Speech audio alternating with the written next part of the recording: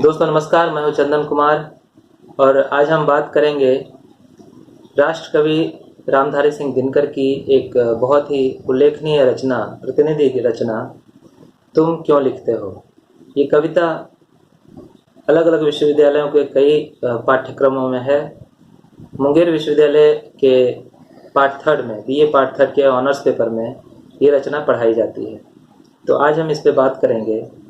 तो सबसे पहले हम ये जानना चाहेंगे इस विषय पर, या आपको बताना भी चाहेंगे कि जो चीज़ें भारतेंदु हरिश्चंद्र 19वीं सदी में कह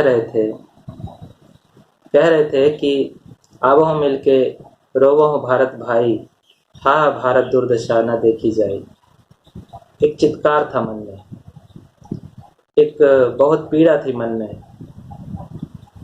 कुछ सालों बाद, 10-15-20 सालों बाद, द्वितीय युग के कवि मैथिली शरण गुप्त, जिन्हें कि गांधी जी ने राष्ट्र कवि का दर्जा दिया था, वे भी कहते हैं, हम कौन थे, क्या हो गए और क्या होंगे अभी, आओ विचारें आज मिलकर ये समस्याएं सभी। यहाँ भी एक विवशता है, एक पीड़ा है, जो हमारा समाज जिस तरह से बोझिल था कई समस्याओं से, उससे पीड़ित होकर एक कवि ये कहता है कि आओ विचारें आज मिलकर ये समस्याएं सभी। वो जिन्हें कहता है विचारने के लिए, दिनकर वहीं पर कुछ सालों बाद और आगे आकर कहते हैं, सवाल उठाकर कहते हैं।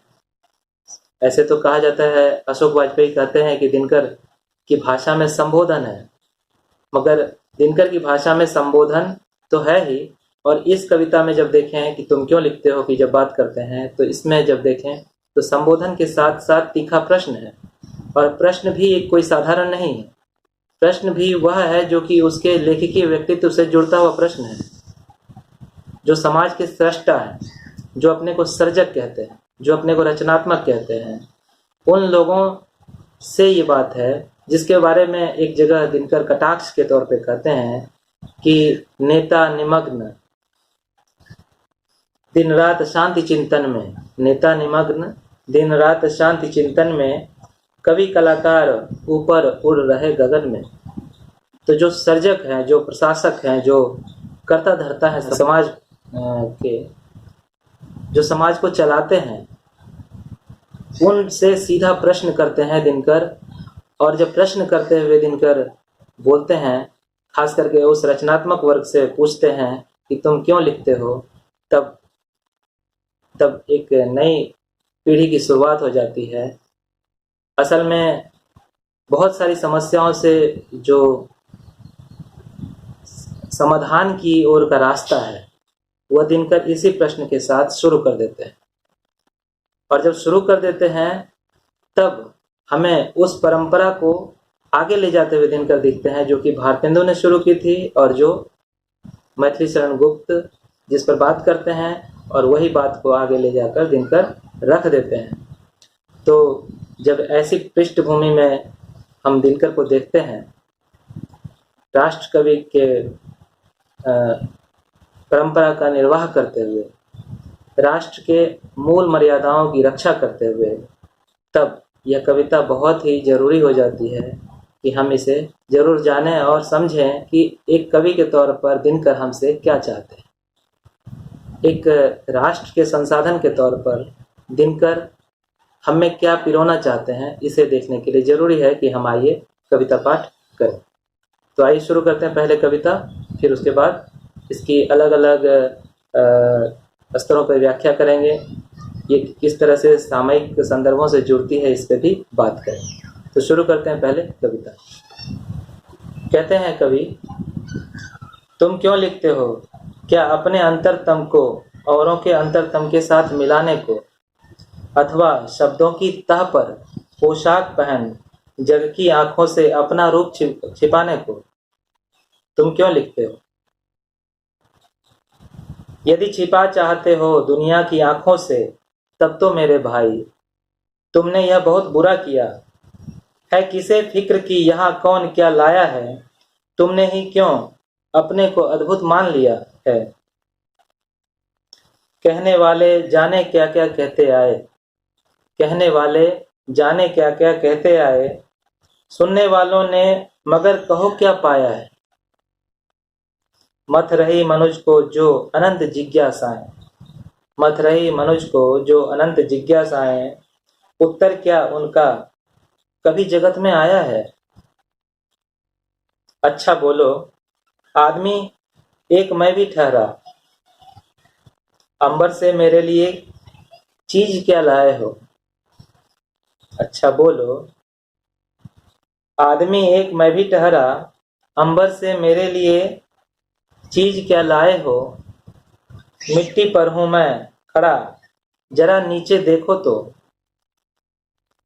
मिट्टी पर हूं मैं खड़ा, जरा नीचे देखो तो। ऊपर क्या जिस पर टकटकी लगाए हो।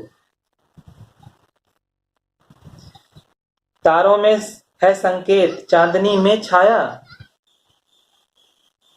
बस यही बात हो गई सदा दोहराने की।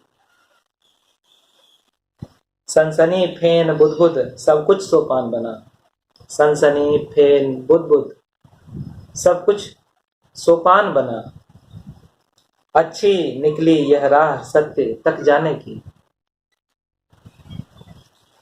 दावा करते हो शब्द जिसे छू लेने का, दावा करते हो शब्द जिसे छू लेने का, क्या कभी उसे तुमने देखा या जाना है। दावा करते हो शब्द जिसे छू लेने का, क्या कभी उसे तुमने देखा या जाना है। तुतले कंपन उठते हैं जिस गहराई से, तुतले कंपन उठते हैं जिस गहराई से, अपने भीतर क्या कभी उसे पहचाना है। जो कुछ खुलता सामने समस्या है केवल, जो कुछ खुलता सामने समस्या है केवल। असली निदान पर जड़े वज्र के ताले हैं, असली निदान पर जड़े वज्र के ताले हैं। उत्तर शायद छिपा हो मूकता के भीतर, उत्तर शायद छिपा हो मूकता के भीतर।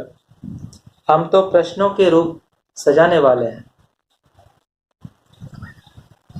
तब क्यों रचते हो वृथा स्वांग मानो सारा, तब क्यों रचते हो वृथा स्वांग मानो सारा।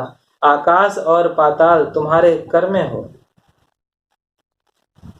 मानो मनुष्य नीचे हो तुमसे बहुत दूर, मानो कोई देवता तुम्हारे स्वर में हो।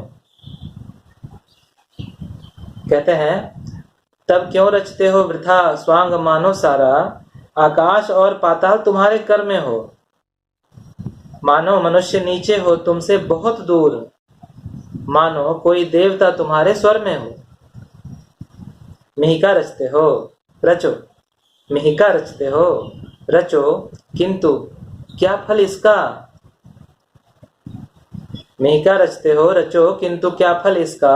फूलने के जोखिम से वह तुम्हें बचाती है, लेकिन मनुष्य की आभा और सघन होती, धरती की किस्मत और भरम जाती है। धो डालो फूलों का पराग गालों पर से, धो डालो फूलों का पराग गालों पर से। आनंद पर से आनंद अपर हटाओ तुम, आनंद पर से आनंद अपर हटाओ तो। कितने पानी में हो जग इसको भी देखे, कितने पानी में हो जग इसको भी देखे। तुम पल भर को केवल मनुष्य बन जाओ तो। सच्चाई की पहचान कि पानी साफ रहे, सच्चाई की पहचान कि पानी साफ रहे। जो भी चाहे ले परख जलाशय के तल को, सच्चाई की पहचान कि पानी साफ रहे। जो भी चाहे ले परख जलाशय के तल को। गहराई का वे भेद छिपाते हैं केवल, गहराई का वे भेद छिपाते हैं केवल। जो जानबूझ गंदला करते अपने जल को, गहराई का वे भेद छिपाते हैं केवल। जो जानबूझ गंदला करते अपने जल को। ये कविता है। अब इस कविता को हम जिस तरह से भी देखें आगे, तो इस पे समीक्षाएं चलती रहेगी, मगर ये बता दूं कि ये कविता 1950 में लिखी गई है। 1950 का वो दौर जब हमारा देश आज़ाद हो चुका था, जब हमारा देश स्वाधीन होकर उन विपदाओं से घिरा हुआ था, जबकि बंटवारे का दंश, विस्थापन का दंश, सांप्रदायिक भेदभाव, नरसंहार, आगे बढ़ने की चुनौती, इन सारी चीज़ों से ये देश पीड़ित था, बोझिल था और बहुत ही आशान्वित तरीके से भविष्य की ओर देख रहा था। तब ये कविता लिखी जाती है। और मैं इसके बारे में बताऊं कि जब ये कविता लिखी जाती है तो उस दौर में कवि ने, दिनकर जी ने एक और रचना लिखी थी, उसका नाम है रश्मि रथी। उसकी भूमिका में लिखते हैं दिनकर, लिखते हैं, कहते हैं, मैं पढ़ रहा हूं उसे। यह युग दलितों और उपेक्षितों के उद्धार का युग है। यह युग दलितों और उपेक्षितों के उद्धार का युग है। अतएव यह बहुत स्वाभाविक है कि राष्ट्र भारती के जागरूक कवियों का ध्यान उस चरित्र की ओर जाए जो हजारों वर्षों से हमारे सामने उपेक्षित एवं कलंकित मानवता का मूक प्रतीक बनकर खड़ा है। ये कर्ण के बारे में लिख रहे हैं ऐसा, मगर जिस उपेक्षित और दलित उद्धार की बात करते हैं, उसकी एक बेमिसाल बहुत बड़ी आबादी है इस देश में। 80% जनता उस समय भी बेहाल थी। दुष्यंत लिखते हैं 100 में 70 की बात करते दुष्यंत, तो 100 में 70 जो बेहाल लोग थे, दिनकर भी उसी की बात करते हैं और उसके लिए एक प्रतीक ढूंढ लाते हैं रश्मि रथी में, कर्ण का। तो इसी बात को हम आगे बढ़ते हुए कहते रहेंगे। मैं सबसे पहले बात ये करना चाहूँगा छात्रों की, ये जो कविता लिखी गई, इसका शीर्षक है तुम क्यों लिखते हो। तो जो कविता पे हम बात करें, तुम क्यों लिखते हो, तो आपको याद आएगा कि जब आप अपने पाठ्यक्रम में जब रीतकालीन रचनाओं को पढ़ते हैं, समीक्षाओं को देखते हैं, उस दौर की परिस्थितियों को देखते हैं, तो एक बहुत बड़ी बात वहाँ एक मुख्य विषय है हमारा काव्य प्रयोजन का। आप उसे पढ़ते होंगे। काव्य का प्रयोजन क्या होता है समाज में, उसका उद्देश्य क्या है, ये बहुत सघनता से चर्चा हुई है, रीतिकाल में ही चर्चा हुई है। तो रीतिकाल का जो समय था वो बहुत अलग था और जो आज़ाद भारत का समय है वो बहुत ही अलग है। और दिनकर तो एक वैसे कवि हैं जिसने गुलामी भी देखी है, आज़ादी भी देखी है। तो उनके लिए कविता के प्रयोजन का प्रतिमान बदल जाता है फिर, और जिस तरह बदल जाता है तब वहाँ नई बातें उभर कर सामने आती है। दिनकर के बारे में जब हम बात करते हैं उनके कवि परिचय पर भी, तब देखें कि दिनकर आते कब हैं। साहित्याकाश में दिनकर तब आते हैं जबकि छायावाद का दौर समाप्त हो चुका होता है, या फिर छायावाद से अलग हटकर वो बात करते हैं, जानबूझकर करते हैं।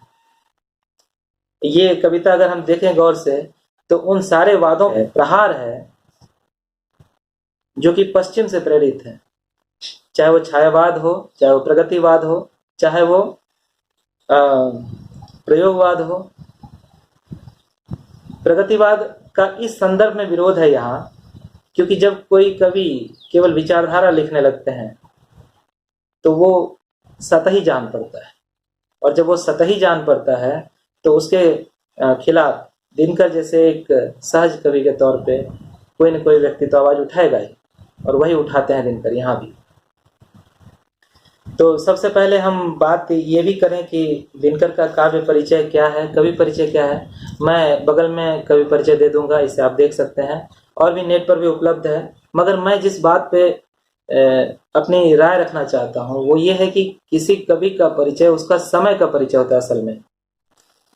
तो जिस समय दिनकर आते हैं छायावाद के बाद, छायावादोत्तर युग काल में, खास करके उस काव्य धारा का प्रतिनिधित्व करते हुए जिसको हम कहते हैं राष्ट्रीय सांस्कृतिक काव्य धारा, जिसमें कि तीन बहुत ही महत्वपूर्ण कवि हैं, हरिवंश राय बच्चन, रामधारी सिंह दिनकर और माखनलाल चतुर्वेदी। और भी कई कवि हैं, मगर ये तीन का नाम बहुत श्रद्धा से लिया जाता है।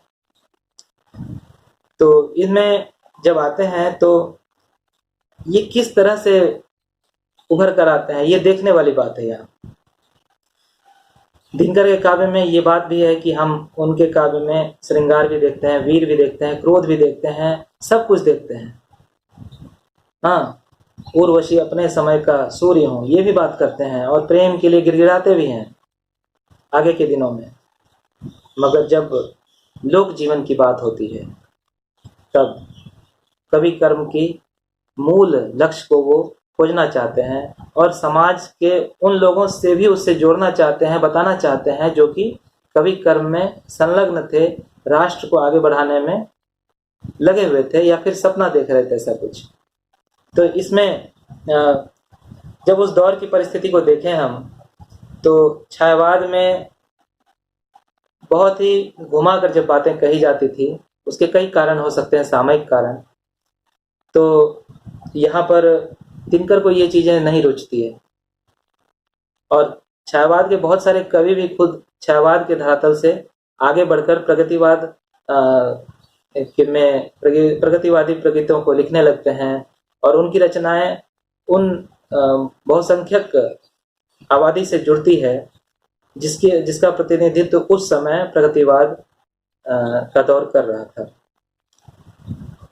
प्रगतिवाद के कुछ ही दिनों बाद प्रयोगवाद की स्थितियां बनती है। अज्ञे के नेतृत्व में तार सप्तक का प्रकाशन होता है, और अज्ञे ये बात कहते हैं कि ये उपमान मैले हो गए हैं, देवता इन प्रतीकों से कर गए हैं कूच।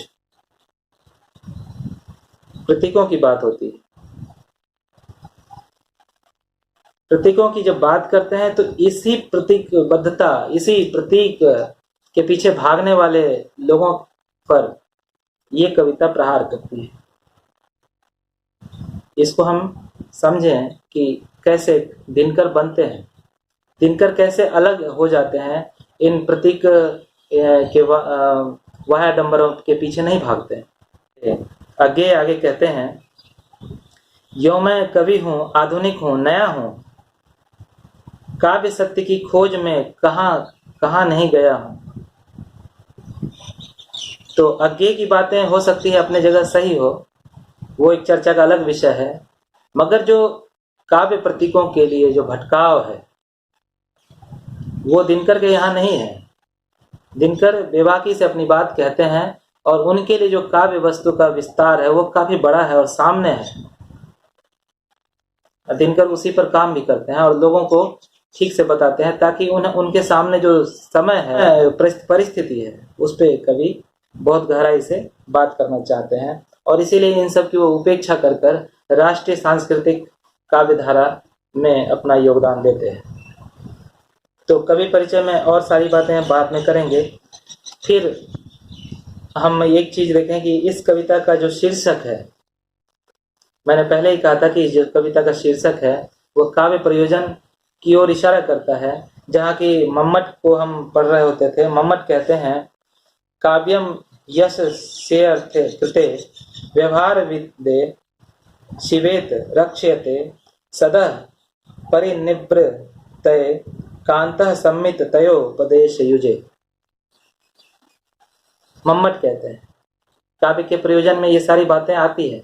जब हम बात करते हैं कविता के उद्देश्य की, तो रामचंद्र शुक्ल भी लिखते हैं कविता क्या है अपने निबंध में, जिसपे जो लाइनें, उनकी जो लाइनें हैं आचार्य रामचंद्र शुक्ल की, वो पंक्तियां हमें कहीं न कहीं इस कविता को समझने में और भी ज़्यादा प्रेरित करती है। इसलिए मैं उनके उस टिप्पणी को भी यहाँ रखना चाहूँगा, जिसके बाद साथ वो कहते हैं कविता क्या है शीर्षक निबंध में, कविता वह साधन है जिसके द्वारा शेष सृष्टि के साथ मनुष्य के रागात्मक संबंध की रक्षा और निर्वाह होता है।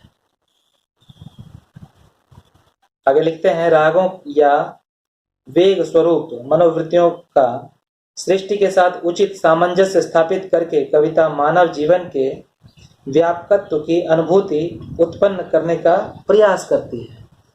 गौर से देखिएगा, ये जो भी बातें हैं, ये सारी बातें हमें कविता को समझने में मदद करेगी। इसलिए मैं इन सब बातों को रख के आपके सामने आगे बढ़ना चाहता हूँ। कहते हैं, शुक्ल जी कहते हैं, कविता वह साधन है जिसके द्वारा शेष सृष्टि के साथ मनुष्य के रागात्मक संबंध की रक्षा और निर्वाह होता है। देखते हैं कि शेष सृष्टि के साथ और कविताएं जुड़ती है कि नहीं, या ये कविता जुड़ती है कि नहीं। छायावाद भी जो बातें, छायावाद के समय में जो बातें कही जाती थी, वे किस तरह जुड़ती हैं, ये हमें पता है। प्रगतिवाद वाकई में बहुत बेबाकी से जनमानस की बात करता है, ये भी हम जानते हैं। मगर प्रगतिवादी कवियों से तब एक विशाल जनमानस का मोह भंग हो जाता है जब वे 1942 के आंदोलन में जो वाद और विचारधारा से प्रेरित कविताएं होती है, तो हम देखें कि 1942 के आंदोलन में प्रगतिवादी जो विचारधारा थी, मार्क्सवादी विचारधारा थी, वह आज़ादी के साथ खड़ी नहीं थी।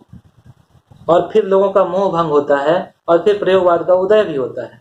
ये परिस्थिति है उस दौर की, और दिनकर भी उस समय देख रहे थे ये सब चीजें। तो आप गौर कीजिए कि ये नकलीपन जो है वो सतही था और सामने आ जाता है। विचारधारा जब सहयोग ही ना करती हो एक आज़ाद ख्यालों को सृजित करने में, तब तो उस नकलीपन पर प्रहार जरूरी होता है। और राष्ट्रीय सांस्कृतिक काव्य धारा यहीं पे बलशाली हो जाती है, और दिनकर इसकी को आगे लेकर ऐसी रचनाएं रचते हैं हमारे सामने। प्रयोगवाद में जैसा कि अज्ञेय पहले कहते हैं कि ये उपमान मैले हो गए हैं, देवता इन प्रतीकों से पूछ कर गए हैं, तो फिर वहाँ जीवन कहाँ है? प्रतीक है, कविता की कलाएं हैं। क्या कविता उसको कहते हैं हम? कविता साहित्य के लिए तो कहा गया है कि साहित्य समाज का दर्पण है। तेन कहते हैं कि साहित्य समाज का दर्पण है, जिसमें सब कुछ साफ साफ और जस का तस दिखे। एक तरफ देश में आजादी की लड़ाई लड़ी जा रही है और आगे दूसरी तरफ नए प्रतिमानों को खोज रहे हैं। काव्य सत्य को पाने के लिए यहाँ वहां जा रहे हैं, कहाँ नहीं जाते हैं, खुद कहते हैं।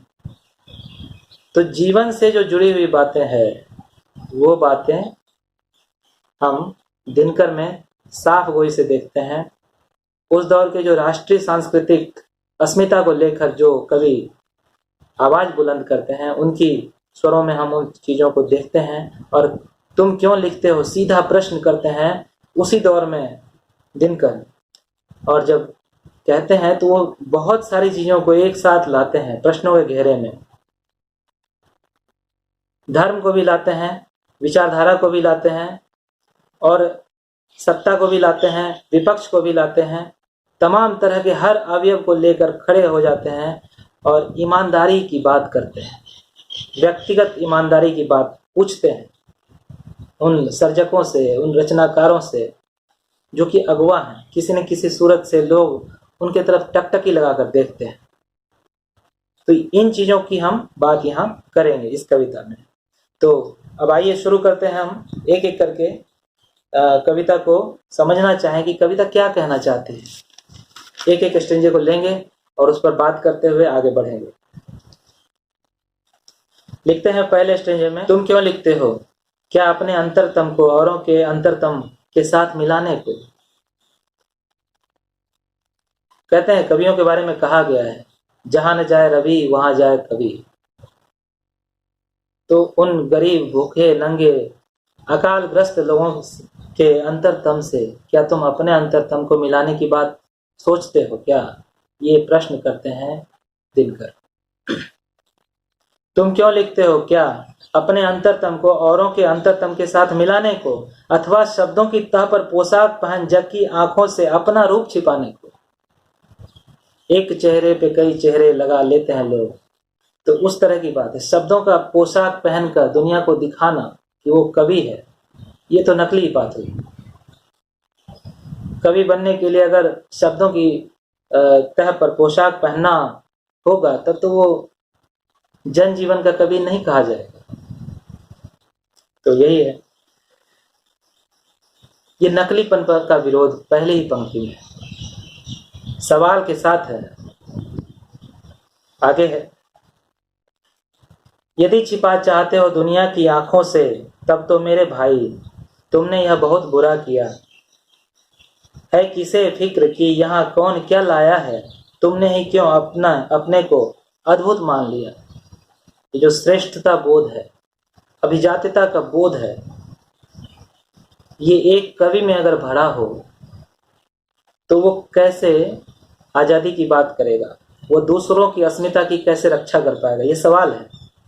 और इन सवालों के परिप्रेक्ष्य में वो कहते हैं कि इन नकलीपन का क्या उपयोग है आखिर। तुम अपने आप में भले ही श्रेष्ठ कहला जाओ, दुनिया की आंखों में धूल झोंक दो, हाँ तुम्हारे भीतर कुछ और बाहर कुछ तुम दिखाओ, तो ये तो बहुत ही गलत बात है। ये रचनाकार का दायित्व ऐसा नहीं होना चाहिए। वो कहते हैं, है किसे फिक्र यहाँ कौन क्या लाया है। अगर ऐसा है भी, तुम अगर इस बोध से ग्रस्त भी हो, तो किसे फिक्र है कि यहाँ कौन लाया है। हाँ, अलग अलग लोगों ने अलग अलग सत्य की बात कही है। सत्य तक पहुंचने वाला जो रास्ता है बिल्कुल अलग अलग रहा है। हाँ, हर आदमी अपने को सत्य ठहराने पे लगा हुआ है, अपनी अनुभूतियों को सत्य कहने पे लगा हुआ है। मगर सवाल पूछते हैं कि यहाँ जो भी कुछ लाया है, तो उसके बारे में तुम जो श्रेष्ठता बोध से ग्रस्त हो, तो क्या वो जनजीवन की सच्चाई से जुड़ती है। यहाँ सवाल है ये, तुमने अपने को अद्भुत क्यों मान लिया, क्यों अद्भुत मान लिए, तो देवता सदृश क्यों बन गए, क्यों पीड़ित हो श्रेष्ठता बोध से ही, अपने ही ग्रंथियों से। जब कोई कवि प्रयोगवाद की बात करता है, जब अपने व्यक्तित्व की बात करता है, द्वीप की बात करता है, तो सवाल कटाक्ष होना ही चाहिए इस तरह। आगे बढ़ने से पहले दोस्तों मैं बताऊं कि हम शिक्षक हैं और हमारा काम है तुलना करना और समय के साथ प्रश्नों को खड़े करना। हमें ये कतई भी हम ऐसा नहीं करना चाहते हैं कि किसी को कम करके आके किसी को ज़्यादा तवज्जो दे दें, ऐसा कुछ नहीं। मगर जब हम कविता पर बात करते हैं तो हमें उन परिस्थितियों पे भी बात करनी होगी। मेरे लिए बहुत ही आदरणीय कवि हैं अज्ञे, और पूरा एक जो प्रयोगवादी समूह है, हम उसको बहुत ही सुंदर विकल्प के तौर पे देखते हैं साहित्य में, और उसका एक अपना महत्व है। मगर हम इस कविता की जब बात करते हैं तो हमें उन बुनियादी बातों को ध्यान में रखना ही होगा जो उस समय से अलग रास्ते पे चल रही थी। देखिए आगे है, कहने वाले जाने क्या क्या कहते आए, सुनने वालों ने मगर कहो क्या पाया है। बहुत सारी बातें कही गई है, बहुत सारी बातें लिखी हुई है आसमानों में, मगर जो सुनने वाले लोग हैं, जो पीड़ित मानवता है, उसने क्या पाया है तुम्हारी बातों में।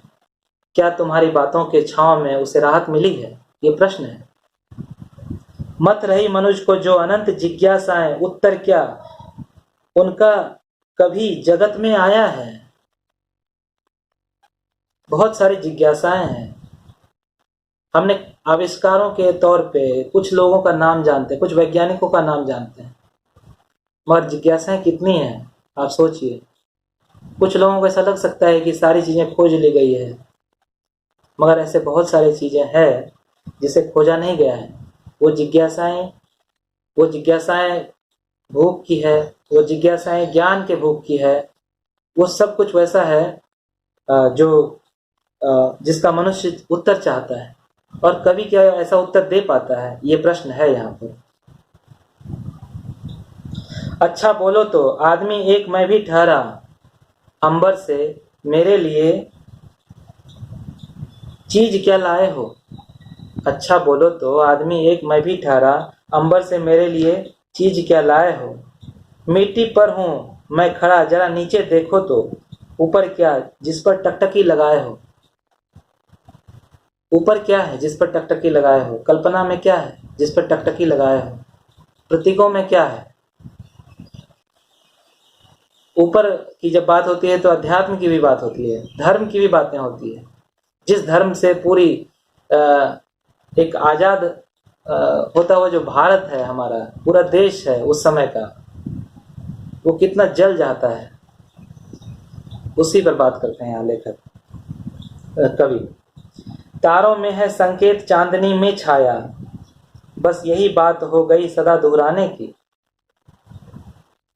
तारों में संकेत, हम ग्रह नक्षत्रों को देखते हैं, ज्योतिष की बात करते हैं, अध्यात्म की बात करते हैं, कल्पना, धर्म और भाग्यवाद से जुड़ते हैं। कहते हैं तारों में है संकेत चांदनी में छाया। तारों में कल्पना में, चांदनी में कल्पना में कभी खोता है। आगे है सनसनी फेन बुदबुद सब कुछ सोपान बना। सनसनी फेन बुदबुद सब कुछ सोपान बना, अच्छी निकली यह राह सत्य तक जाने की। कभी कहते हैं कि सनसनी हो, समाज में किसी आतंक की सनसनी हो, या फिर कोई भूख से फेनिल मुख वाला हो, या फिर कोई ऐसी ही जो विकृतियां समाज में फैली है, उन सबको दर्शाने के लिए जो काव्य सत्य, काव्य बिंब की, जो काव्य वस्तु की जो जरूरत होती है कवियों को, वे सब सीढ़ियां बन जाती है उसके प्रसिद्धि की, कवि के प्रसिद्धि की।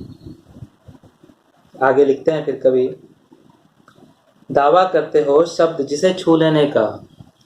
जब कवि एक दावा करता है कि वह शब्द से जीता है, शब्द से खेलता है, तब कहते हैं कवि कि दावा करते हो शब्द जिसे छू लेने का, क्या कभी उसे तुमने देखा या जाना है। हम अध्यात्म में कहते हैं शब्द ही ब्रह्म है, तो शब्द से ब्रह्म की यात्रा तय की जाती है।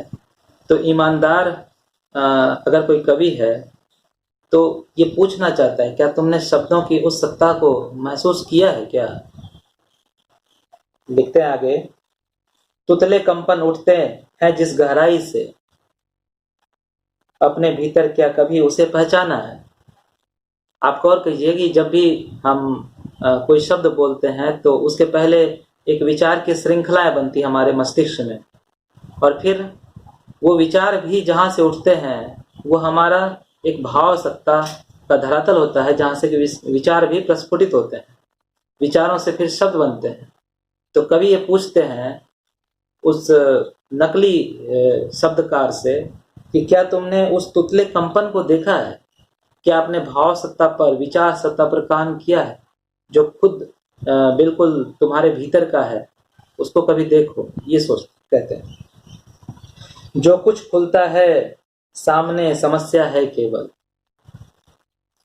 देश में, समाज में, हर एक विश्व के कोने कोने में जो कुछ भी खुलता है वो समस्या है केवल। असली निदान पर पड़े वज्र के ताले हैं, निदान की कोई बातें कहीं दिखती नहीं, बहुत ही कम, मगर सवाल बहुत सारे हैं।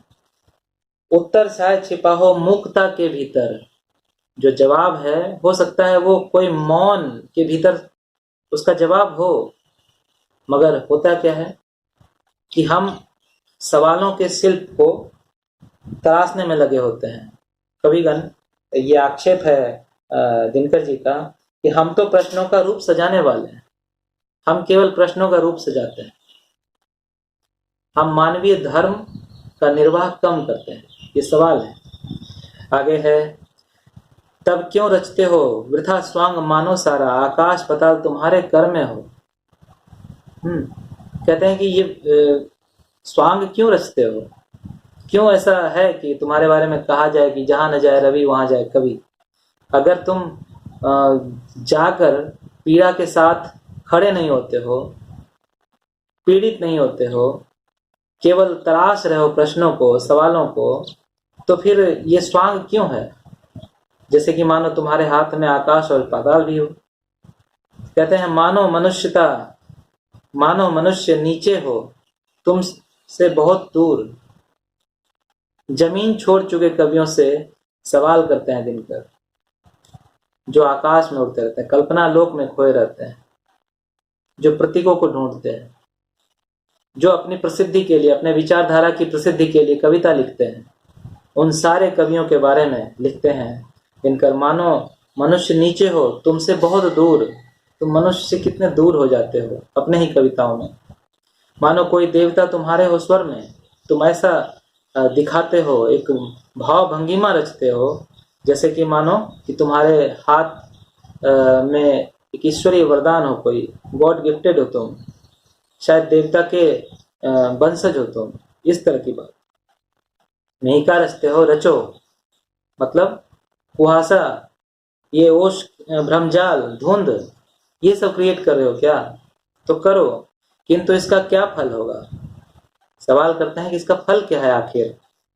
खुलने के जोखिम से वह तुम्हें बचाती है, खुलने के जोखिम से वह तुम्हें बचाती है। कभी यहाँ पर बात करते हैं भीतर खुद के आत्मसत्ता पर काम करने की बात करते हैं। जो दुखी होगा वही दूसरों की पीर को समझेगा। पीर पराई जाने, सो के जाने पीर पराई जाके पैर न फटी विवाई। तो उस कवि ये चाहते हैं कि उस धरातल पे वो